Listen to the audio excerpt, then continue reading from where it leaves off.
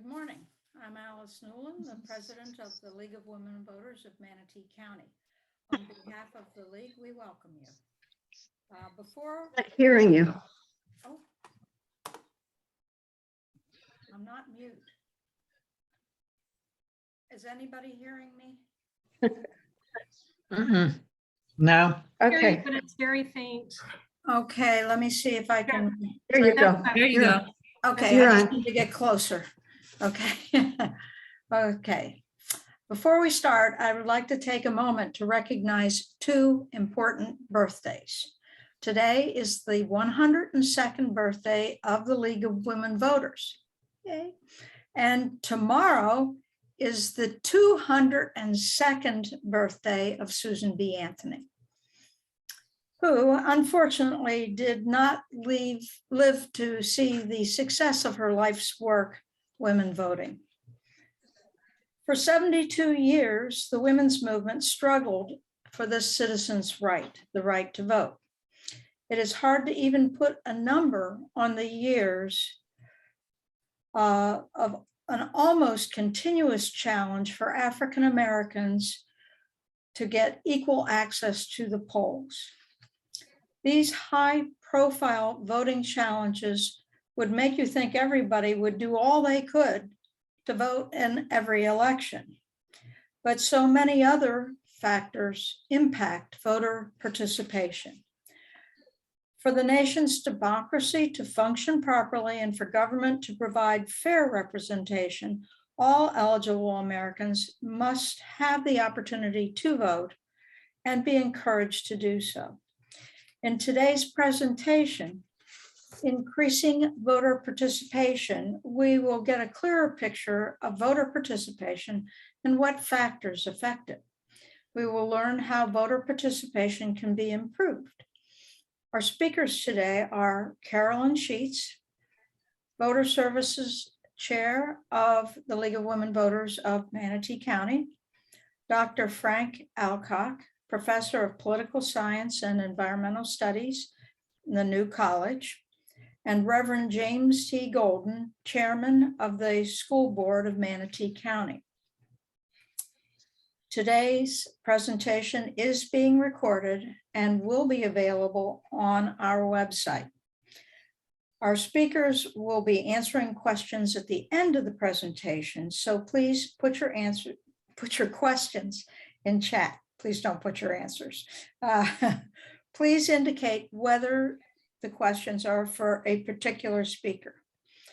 The panel members will speak in order and pass the baton to the next speaker when that speaker finishes. Carolyn, please get us started. Okay. Hi. Most of my presentation is going to be a PowerPoint, so I'm going to do a screen share. We have all kinds of demographics on local voting and state voting and national voting. So hold on while I do this.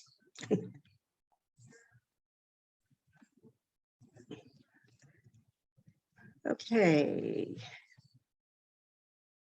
That's not what I wanted.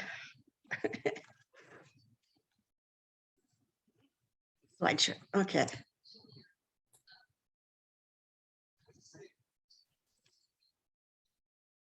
Beginning.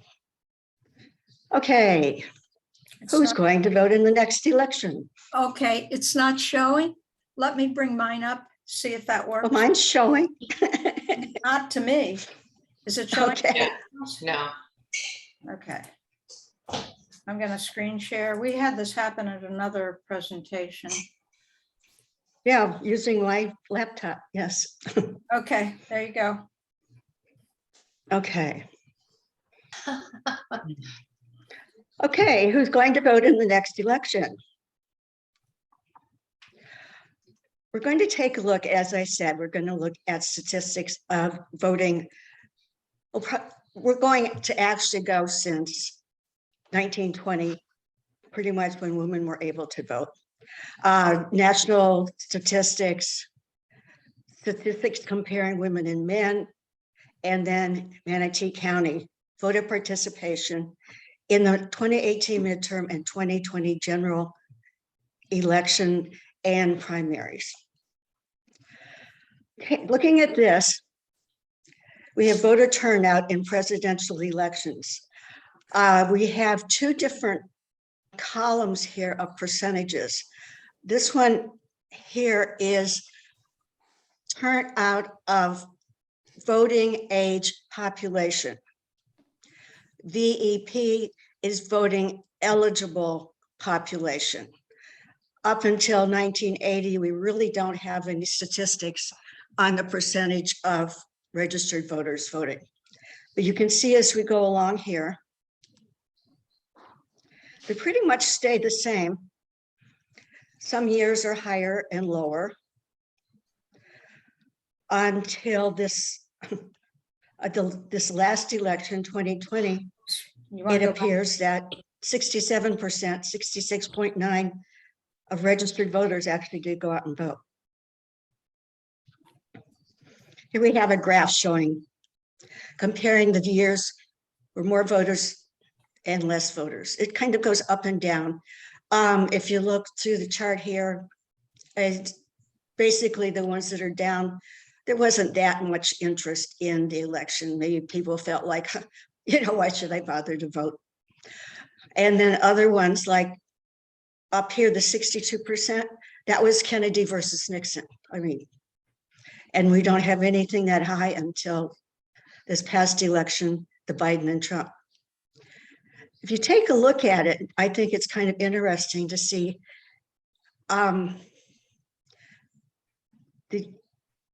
it has gone down and then it keeps going further down. And this is what 1973, I believe it is, when 18-year-olds were given the right to vote. They could register, which means the number of voters that are eligible to vote went up. But you can see the percentage of voters who actually voted went down.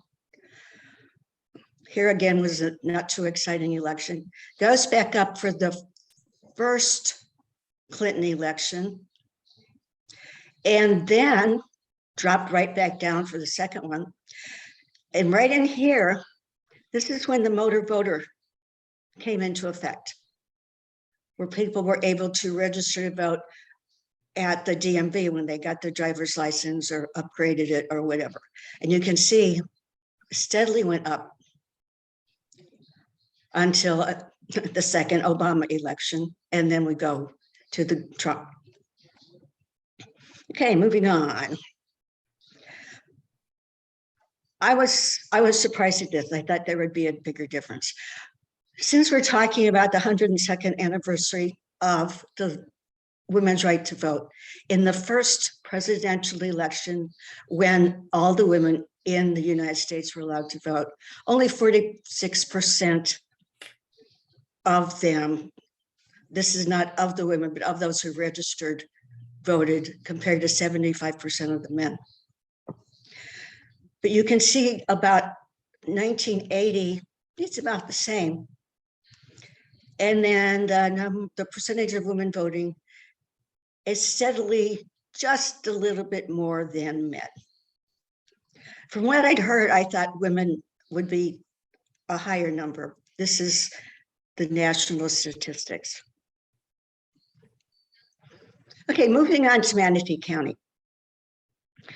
We're comparing here several different parts of the election, midterm versus the general election. And we're looking at several demographics here. This first chart shows the difference between the number of registered voters in Manatee County here in 2018 who voted in the primary, and then that voted in the 2018 general election. In 2020, here is the percentage who voted in, this is the local primary. I want to make a point. The presidential primary is not included in this because that was a whole separate thing. And then, of course, since it was a highly contested general election, we had 80% of the registered voters in Manatee County did get out and vote. However,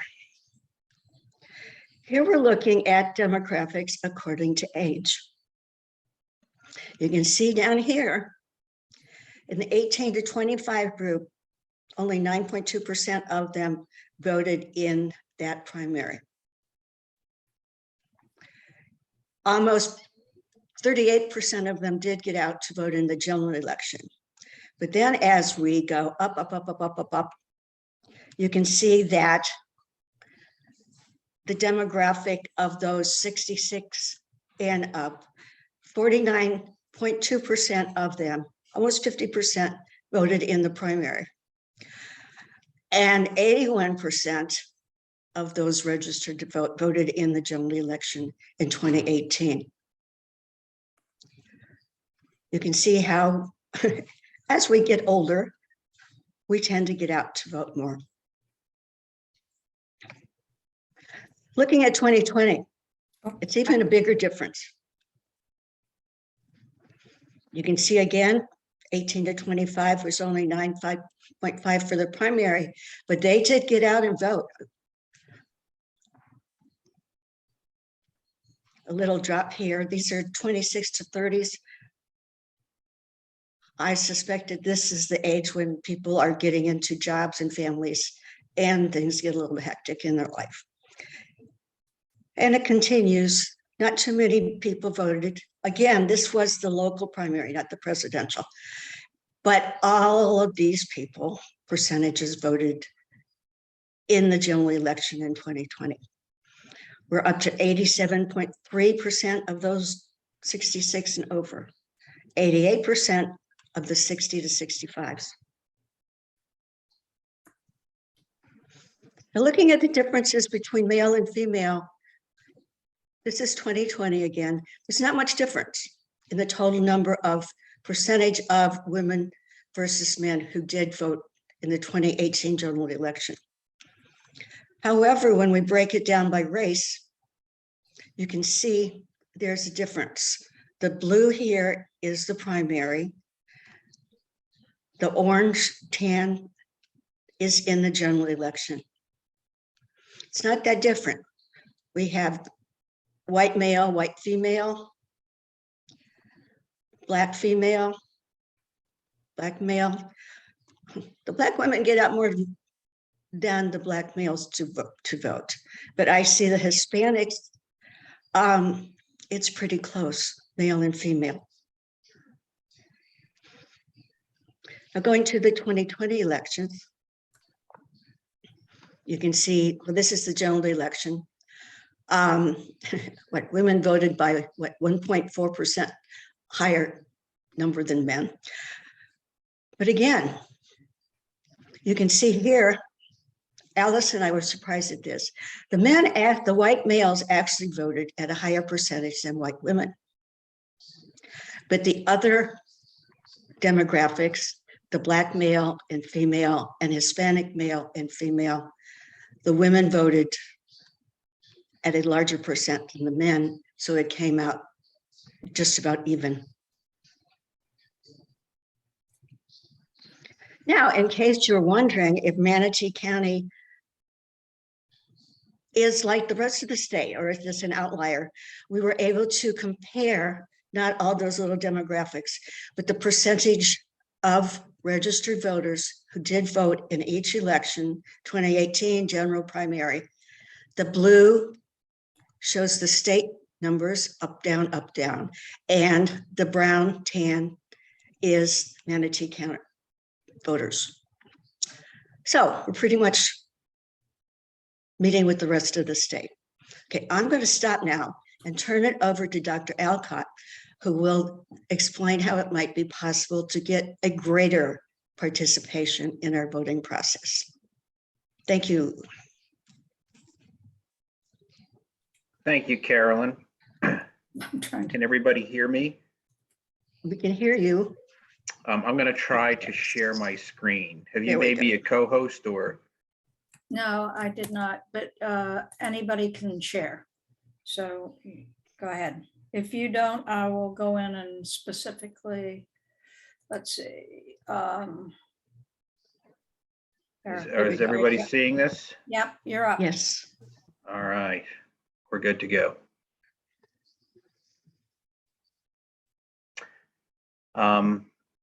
Okay, so in my time here, what I'd like to do is just review some of the key insights and recommendations on increasing voter participation and turnout that are out there. They're in a lot of places. The Center for American Progress was more of a liberal think tank. I think has some of the best material, but Brennan Center for Justice, League of Women Voters themselves. The insights are not especially controversial, but that's a big part of what I want to do. And then I just want to make some points too about the moment that we're in and the need to continue to press forward because there has been some progress, considerable progress in terms of increasing turnout and participation over the last couple of cycles. But I fear the headwinds are about to increase in a mighty way in the coming cycles. And then we'll leave some time for a Q&A after the Reverend gives us his component of the talk. So let me start out with talking a little bit about the factors that affect voter participation. First off, I'll note that there is a percentage of our population and perhaps a percentage in other countries that have just internalized voting practices. They vote all the time. They view it as just their responsibilities or duty of being a citizen, pretty reliable voters, but they're not as big of a segment of our populace as we would like. Later on, we'll talk about how to increase the proportion of the population that's in that group. But there's one portion of folks that they vote all the time. The second is election salience. There's something about a particular election and or the candidates that elevate the salience of the election, and it draws people, it causes them to go out and vote. And this actually, the election salience, I think we really do see that in the variance in our country between general and primary elections. The other thing that we're going to spend most of our time, or I'm going to spend most of my time talking about, are the barriers to participation and things we can do to overcome them. But just a note, in this country, we have some long-term trends about participation, but one of the consistent things that we see is almost a doubling of participation between general elections and primary elections. And that's telling us something about, there's a group out there that vote all the time, but there's a big group that oscillate, and the barriers aren't always oscillating from general to primary. So the reason you're seeing that oscillation is just there's more salience in presidential general elections, also in congressional, but presidential years in particular. And one of the points I want to circle back to, just in terms of motivating people to vote, I tend to think a lot of what affects their lives on a day-to-day basis actually is affected by their down ticket choices, which are not always presidential general elections. And finally, one of my take-home points today, I want to keep coming back to, you might think about uncertainty as a barrier in it of itself, but the uncertainty that voters have about the process or the places they're going to vote or the penalties if they make a mistake, I think is more important than we typically give attention to. And I do think it is part of a strategy that we're actually facing right now in the form of election integrity reform, and I'll come back to that a little bit later. I want to separate for participation the two steps, which is the one, registering to vote, and then the second is actually getting out and voting in a particular election. With respect to voter registration, I'll just jump to the things that can be done to actually increase participation. One is automatic registration. This is something that Oregon does, and there's a movement afoot in a variety of different forms of legislation to sort of spread the practice. And what happens, Carolyn spoke of the motor voting that's been done in Florida and has had a big impact here, where some sort of interaction with a government agency triggers an opportunity to register to vote. In Oregon, you actually have to opt out. So simply interacting with your Department of Motor Vehicles or another government agency, there is then follow-up where you're given an option to choose a political party or to opt out of voting. But if you don't respond to it, you are automatically registered to vote as an independent. And this, compared to a number of other things that can be done, it seems fairly simple, but it has a pretty big impact on turnout. Then there is the same-day voter registration in the state of Florida. There is, I think, still a waiting period close to a month. The ability of voters, especially in salient elections that have not registered for one reason or another, to be able to register and then vote at the same time. It makes a difference. It matters. And so if you're separating them by gaps of weeks to months, that's a barrier actually for a portion of would-be voters. One of the things that we do here in Florida that I think we can do in other places is pre-registration. So those initial interactions with the Department of Motor Vehicles for 16 and 17-year-olds, you can actually start to vote, to register voters in advance before their 18th birthday. They can't vote before their 18th birthday, but everything goes smoothly and is automatic, and things like this certainly help. I think there's a lot of, our teenagers out there, sometimes one of the high points of their interest in politics and actually voting, and opportunities to build a little bit of a civic culture. It happens before they turn 18, graduate, and then sometimes get really busy. And so the ability to actually have them do something at that, the period of time when they're 16 and 17 is impactful. And online registration, if you're able to make voter registration accessible via online procedures as opposed to having to show up, this is proven to have an impact. Now I'm going to move on to the actual participation, the non-voter registration barriers and things that can be done to overcome them. Early voting and mail-in voting are quite important, and they have substantial impacts on turnout. We've seen these practices spreading, and there's attempts to roll them back at times, but increasing that window for folks that are sometimes too busy and or just cannot get to the polls on election day, increasing that window, allowing them to mail in their votes without an excuse. So non-excuse absentee voting or mail-in voting. These things are shown to increase participation. Then for those voters that do show up on election day, want to vote in person, their ability to access the voting location. So issues of transportation, the actual location, the number of locations. We don't have to get to too much history, but we do have inequalities with ease of access to certain areas in certain types of neighborhoods, and more difficult access and fewer polling stations in other areas. And then the actual capacity and staffing within the voting centers themselves on election day. It's just far easier for people to vote if they can walk in and out in 15 minutes when their questions are answered rather straightforward, and they have a lot of help, as opposed to standing in line for hours upon hours and actually feeling as if they're being deterred from voting. And so these are things that make a difference. This is a big category. This is not one that's in directly within the Center for American Progress recommendations, but it gets back to the changes or the advances that are being made, especially in mail-in voting. And we had a pandemic where the mail-in voting was almost a necessity for our society. There are issues, and legitimate ones, with respect to confirming the eligibility of voters.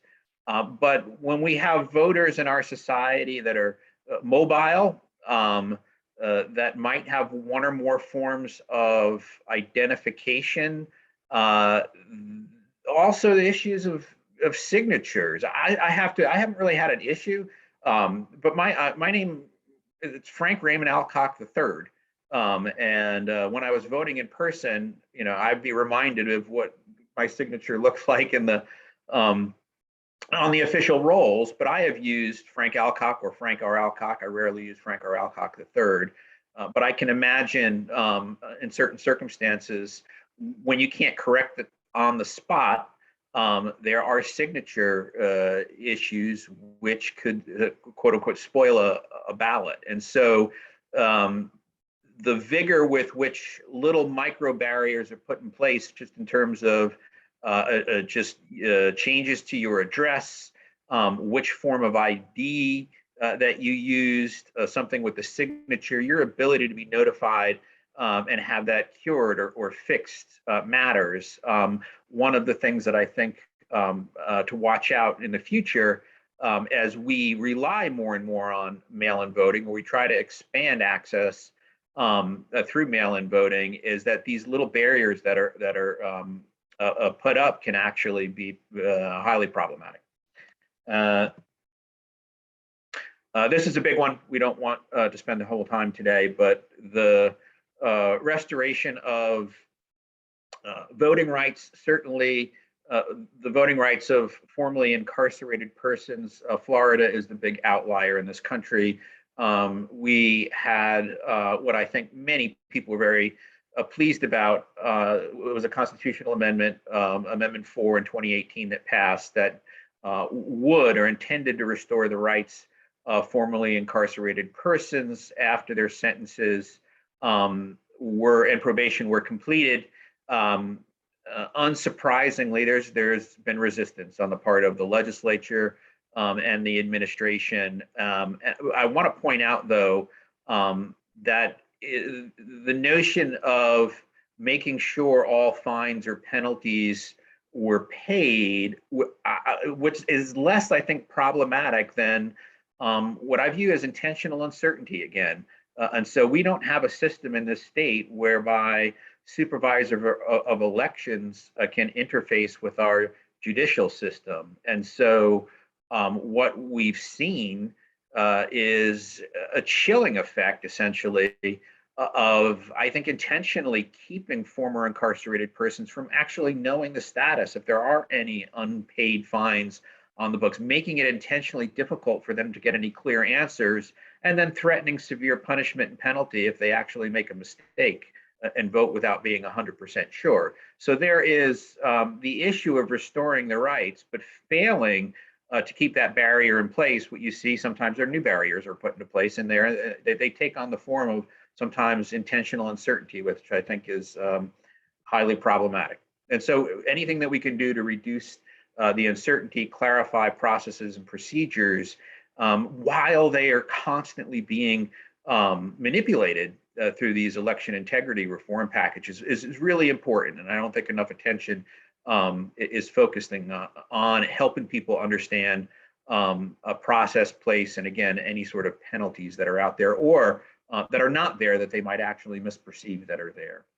I think one of the things that I think is also important, getting back to instilling a sense of civic duty, we just haven't done as well at this as we could have over the last generation. It's an effort that I think we're seeing spread, civics education in K through 12. We need to do more of it. I think the Reverend's going to talk more about what's going on in the county, so I'm not going to say too much, but robust community engagement strategies that are not directed episodically towards simply voting, but being more engaged within the community, caring more about the community, being more aware of the issues that affect the community, and then voting becomes a part of that. It's almost a byproduct of the engagement strategies. I think that these matter over the long haul. Some of the messaging, particularly the messaging that's directed at some of the disenchanted voters, is important. And I think that there are things that we might be able to do on that education and messaging front that could actually help out a little bit. Moments of salience. What I mean by this, election day is a pretty salient moment. for some reason, there's an irony when you give people like a long window. That's good on one hand, but sometimes, I mean, I'm a fault as well. Something that I need to do, for work or just for my personal life, that's going to require a half hour of my time. Sometimes, if you give me a week, 2 weeks, or a month, you stretch the window. Sometimes the chances that I'll screw up and forget about it are increased when that window increases. So anything that can be done sometimes within the windows to create these moments of salience. I think a wonderful example within a number of Black communities are Souls to the Polls. And it's just an intentional day with early voting where there was a moment that was very well placed that would increase sort of the salience in the act of voting on a Sunday. So I think things like that are important and effective. I just want to come back to the messaging for a second and the question of why should you vote? Well, I think for some, if we get them early, this sense of civic duty and responsibility, and it comes with being a citizen in a democracy. And so when you lock somebody in there that's going to vote all the time, it's just what they do. That's wonderful.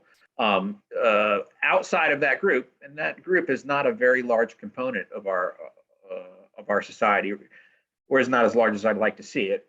People sometimes get excited about a candidate and the idea that somebody's going to represent them, and they want to endorse that person or a specific agenda. Maybe it's a referendum item or it's an agenda of a candidate. But a lot of the disaffected voters tend to not like anybody. They think everybody is just part of a system that's stacked against them, and maybe they're jaded. They've attempted to vote for change at a particular point in time, and it hasn't come about. And these are the ones that we haven't sometimes made the case as to why they should elevate the importance of either registering and or showing up on sometimes off-year elections or special elections. And one of the things that I have found effective, and it's an undersold message, I think, is this issue of accountability. You might not like the system and be very frustrated for understandable reasons, but in today's day and age, the system tends to exploit and marginalize those groups that turn out the least. And so the failure sometimes to try to hold folks accountable, those in power accountable for not doing what we think they should be doing is very, very important. Not holding the people that you're frustrated with accountable for their choices and behavior just encourages them to do it more. So that's why it's extremely important if you're feeling disaffected to make sure that you're trying to hold people accountable and not let them just get away with it. Okay. And then just a couple of reflections on where we are right now. Part of the good news is the apathy that characterized election cycles up through 2014 midterm election, which was a low point in many respects, seems to have dissipated with records or near records of participation being witnessed in the 2016, 2018, and 2020 elections. And I think that's the confluence of hyper politicized environment, very, very strong and intense feelings about the candidates at the top of the ticket. That might not be a good thing, although the motivation to get out and vote is not necessarily a bad thing. And I think you're seeing the fruits of some of the things that have happened in terms of early voting, mail-in voting, concerted attempts to just get people over their registration hurdle and getting them out. For better or worse, and I think it's for the better, we've actually seen, I think, impressive increases in both youth voting as well as some of the disaffected or minority groups that don't vote as often. It's just that has been coupled with increased participation and engagement on the part of some of the groups some of the whiter voters that do actually turn out in large numbers. They've been turning out in even larger numbers, and so that hyper-partisan balance is still there. That hasn't moved, but across the board, we have seen increases in voter participation, and I think that's a good thing. But what we've now seen in the wake of the 2020 election, a very intense disinformation campaign about what actually happened in the election and what's needed going forward, I think poses a very, very grave threat to the progress that's been made over the last couple of election cycles. And so just there's some common threads in a lot of the election reform packages. Texas stands out. We could talk about our own package of election reforms here in the state of Florida and other things around the country. What you're seeing is the renewal of older barriers and the introduction of new ones that are focused on a lot of the sort of the procedures that we use for mail-in voting, collecting those votes. And this, in addition to the barriers themselves, that uncertainty for me that I think is not sloppy legislation as much as it is intentionally uncertain, intentionally vague components of legislation that increase the uncertainty for voters on the process to vote and potential penalties if they go about it the wrong way. I think that's deliberate, and it poses a major threat for maintaining some of the levels of participation that we've seen over the last couple of cycles. I'm going to stop there and then turn it over to the Reverend for the last part of the talk.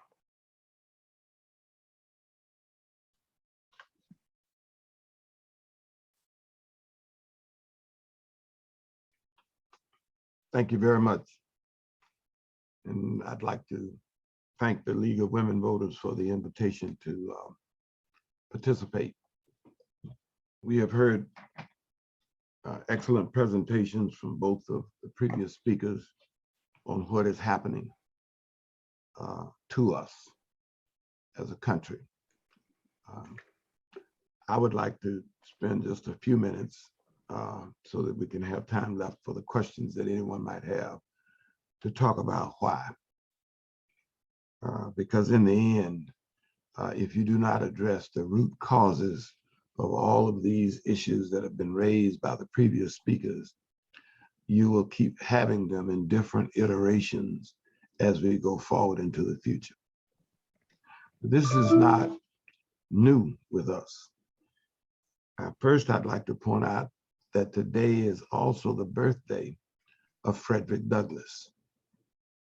He was born February 14th in 1818. And the idea of voting, the idea of freedom and liberty was something that had begun with the arrival of those who came on the Mayflower, but it was not extended to everyone. Indeed, there was a slave trade that existed as early as 1619.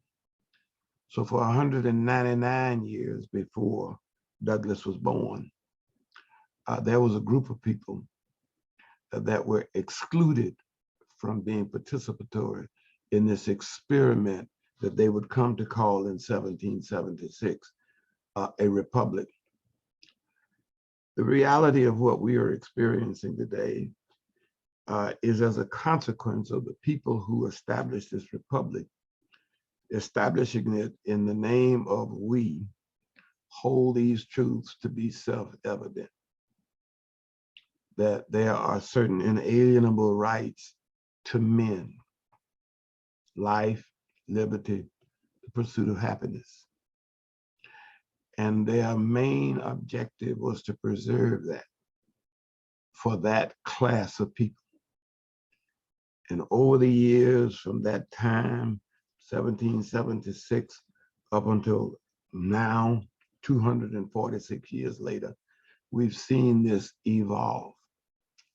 We saw it evolve in 1860 when this nation went to war with itself over just who would even be a man. And when we emerged from that, we emerged from that with the sight of slavery being abolished. The last slave ship to come into this country came in Mobile, Alabama in 1860. Long before the 14th or 15th Amendment were incorporated into our Constitution just to allow Black people the right to vote. It would be a different century before that was extended to females. And it would be a different century even now that we find ourselves depriving people who've been incarcerated for theft, battery, you name it, but they can't vote. And so what we are experiencing is a nation that has always been grappling with to whom would the right of enfranchisement be granted. And that's what voting is. It is participating in the extension and enfranchisement of democracy. And in essence, we are still in the midst of that. All of these notions that are being put forth right now reverberate on the national scale. We are having a difficulty determining whether or not we are ready yet to have the first Black female on the Supreme Court of the United States. And this is 2022. And in our local community, we are having difficulty trying to decide whether or not we want to wear masks to protect ourselves from disease and the pandemic. And we do all of this because we are free to enfranchise ourselves. We've done that, and we're going to keep on doing it. What you see in terms of the problems that Dr. Alcock is lifting up, it's not new. There used to be a time when people of my color had to determine how many angels danced on the head of a pin before we can vote. That is no different today than trying to decide whether we're going to have ballot boxes made convenient for people to vote. There has always been an element in our country that believed that the right of enfranchisement is not to be more expansive, but to be less expansive. And you have to decide which side of that argument you're going to be on.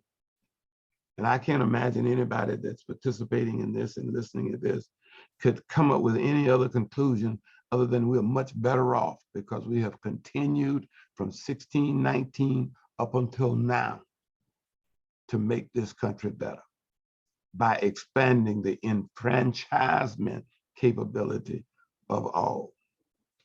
And I would conclude by simply sharing with you that the difficulties that we have experienced are still with us. And they're so with us now that there are a group of people that don't even want us to teach about it anymore. And so they have co-opted the name of an academic theory and trying to use it to keep us from continuing to expand the concept of enfranchisement. And they do that, number two, with campaign financing by dark money. One of the worst cases that ever came out of the United States Supreme Court was Citizens United. It says that campaign financing can be conducted by people who can amass large sums of money and impose their will because they control the advertising, they control the messaging that Dr. Alcock was talking about. That's, now you either support that or you don't. That has nothing to do with your political party. It has nothing to do with your political philosophy. It has everything to do with whether you believe that more and more people should enjoy the right to vote without, and this is my third and final point, without that right being infringed or suppressed. And that has been happening since the beginning of the country. The right to vote began as a right to vote by white male property owners in Philadelphia who assembled themselves to rebel against a monarchy. that fight is still with us. There are always people who want to control everybody else. And then there are always people like me, and I trust the ones on this call, that will die before we'll continue to be oppressed. And so I appreciate the opportunity. I don't have any magic answer to this, because the answer to the problems that we are confronted with lie within each of us. Those of us who are on the program, those of us who are listening, those of us who are participating, are making a statement about where we stand and what we'd like to see. What we have to deal with now is, how do we rid governance of the large number of people who feel otherwise? Surely we cannot continue to live in a society where 50 senators believe one way and 50 senators believe another. Surely we cannot continue to be governed by someone who thinks that it's important that we have an elections police, but not someone who thinks it's important enough to deal with the issues of third grade reading levels that are in the last 5% of this country, or per student funding that is in the lowest 5% of this country. That is where the battle must continue to be fought. That is where we must make it very plain and very clear that what we have been fighting for since the beginning of this country, we're still willing to fight for. And by faith, we will prevail. Thank you very much. I don't know whether that helps any in terms of clarity, but for me, the issue has always been not the right to vote, but the fact that there are so many people who are trying to infringe on my duty to vote. My vote is what I pay is what I pay for being a part of this democracy. Doesn't matter that I came late, doesn't matter that I immigrated here, doesn't matter that I'm female, male, gay, it doesn't matter any of that. This is America. One vote, one human being. And we must stand on that. Thank you, Mrs. Newland. Thank you, Reverend Gold. And thank you, Dr. Alcock and Carolyn. I did want to clarify one item, which I did in the chat, but I want to make sure everybody understands that it is a felony conviction. You do not have to ever have been incarcerated to lose your right to vote in Florida. And in fact, it's incredibly easy to get a felony conviction in Florida, and they're making it easier at our current cycle. So I am going to turn the program now over to Felicia Jett, our membership chair, who will pose questions to our speakers. Felicia? Well, thank you, Alice. So one question that was in chat, this is for Frank, to elaborate more on messaging. It wasn't clear what form that would take and who does that. So I think you need to know your audience. And so I don't want to get too far into the weeds. There might be certain messages or messaging campaigns that are more or less effective. And I know there's messaging around particular candidates as well as the party. Much of this is positive, but I think some of the cynicism directed at the political system stems from the fact that there are a lot of people out there, good people, that just many people have promised them the moon, over-promising and under-delivering. So why should I continue to take time out of my day when I'm just trying to get through the day and go vote? Some of the things that I think that are not hitting is that by not voting, you encourage more neglect and exploitation. And so those that are least willing to hold their elected officials accountable by getting out there and sending messages are actually inviting the behavior and sort of reinforcing the system. that they would rail against. And the other thing that I think is really important to convey is just it's not just about who is elected president every 4 years. A lot of the things that affect our life are done in Tallahassee. And few, I mean, the number of people that could just name their own state representative or state senator is quite small.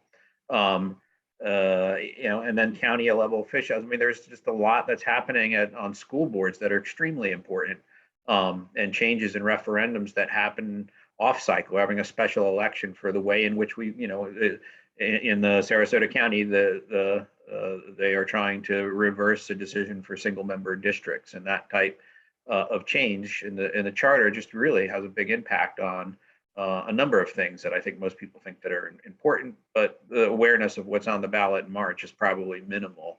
So there's almost this, I think there's an opportunity to try to let people know that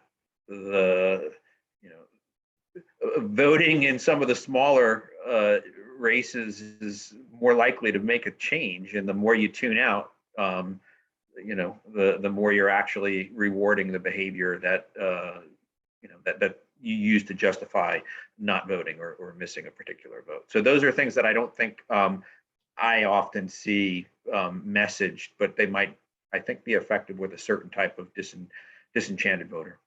Okay, thank you. Voter. Thank you for that answer. I want to thank Mary Lynn for giving us the definition of salience, and also move to one of her questions on how can our local League of Women Voters educate voters to reduce uncertainty. And I think that's directed at Mr. Alcock as well.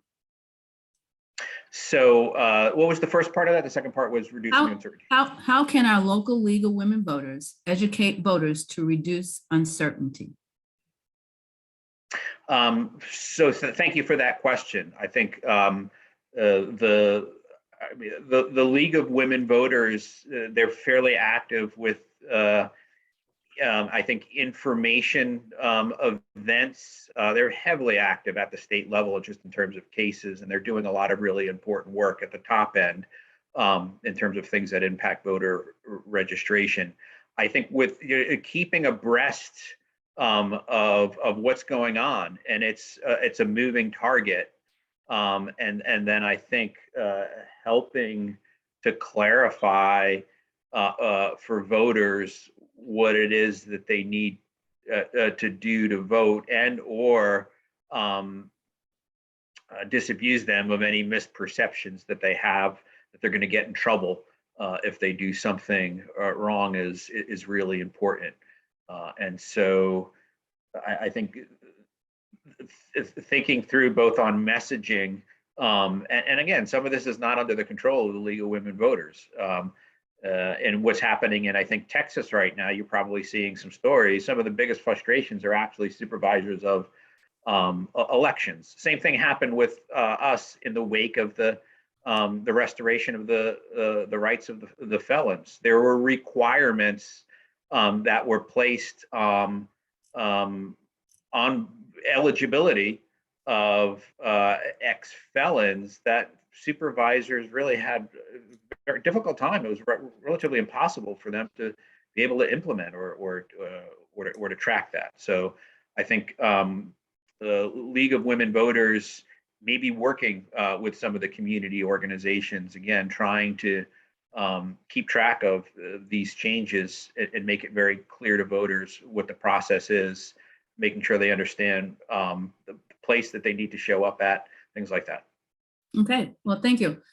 This is directed to Reverend Golden. What are the district schools doing to increase engagement in civic duty? Thank you very much. And this is a follow-up with respect to the answer that Mr. Alcock just gave in terms of what the League of Women Voters can do to be supported. Last year, we were successful in getting the legislature to require voting education at the civics level and civics classes for all 11th and 12th graders. That's across the state. That's a statutory requirement. If the League of Women Voters would agree to work with Mr. Bennett, our supervisor of elections, they can inject themselves, and I think to a certain extent they already do in some schools, but they can inject themselves in the civics training process that allows you all to go into schools to help to educate children about how to vote. I served at the polls during the last election. I saw a kid walk in, pick up a ballot, go sit down at the table, and 10 seconds later took that ballot back to where he got it from. Didn't even know where he was supposed to go. Didn't know what he was supposed to do. And so that's a big help in and of itself. This election cycle, I am doing all I can to make a voting activity between a parent and a child an excused absence. An excused absence on the day that you take your child to the polls. Now, we do this in Manatee County, but it's volunteer, and it does count as an absence on the student's records. In order to get an excused absence, we need legislation at the state level. The Commissioner of Education has already said this is a good idea. Mike Bennett in our community says this is a good idea to have parents and their children involved in increasing their civic engagement as it relates to voting. So those are two things that the League of Women Voters can do to help that. Support this initiative that's before the legislature now. We're trying to get it amended in the House, get it as an amendment in the House and an amendment in the Senate so that it can be effective in time to impact the midterm elections this coming November. Thank you very much. Well, thank you, Reverend Golden. I'm going to take it back to a question on messaging. This is Julie Curling that has asked this question. How can we control messaging that is being paid for by groups which do not have to report who the donors are? Who's that question directed at? Mr. Alcock? If I had the answer to that, I'd either be very, very wealthy or, my contribution to citizenship would be much more impactful than it has been to date. We are living in an era of information saturation. Money that we can't always track. Sometimes we can amplify certain messaging where it gets attention just because it's so darn loud and pervasive. And then there's just another problem, which I do not have much of an answer to, where there's rapidly changing behavior in information consumption. So if anybody's seen The Social Dilemma or anything like that, we're living in a world where we're interacting with technology that knows us better than we know ourselves. It's not just some neutral television channel where everybody's watching the same thing. Sadly, one of the things that people that have designed these platforms, they make money by holding your attention, and they hold your attention by actually getting you emotionally charged up, and sometimes in negative ways, which then creates an incentive for more extremism and people to say more ridiculous things. And so, we are living in a world where it's just it's very depressing for me, where there are not a lot of just trusted sources of information that are viewed as sort of honest and credible. I don't think there is such thing as having no views on issues at all, but there is. You could just see this in polling. The levels of trust are just at their absolute lowest, and people seem to gravitate to very loud and extreme messaging. And so that's what needs to be overcome to break through in some very impactful ways. I don't have a recipe just yet, other than investing, I think, in either institutions or entities that have the potential to be trusted. Hopefully trusted broadly, but trusted. Well, thank you. I'm going to redirect that to Carolyn Sheets. I think she mentioned the issue of dark money, and to see if she has anything to add. Carolyn? Actually, I was, Pardon me.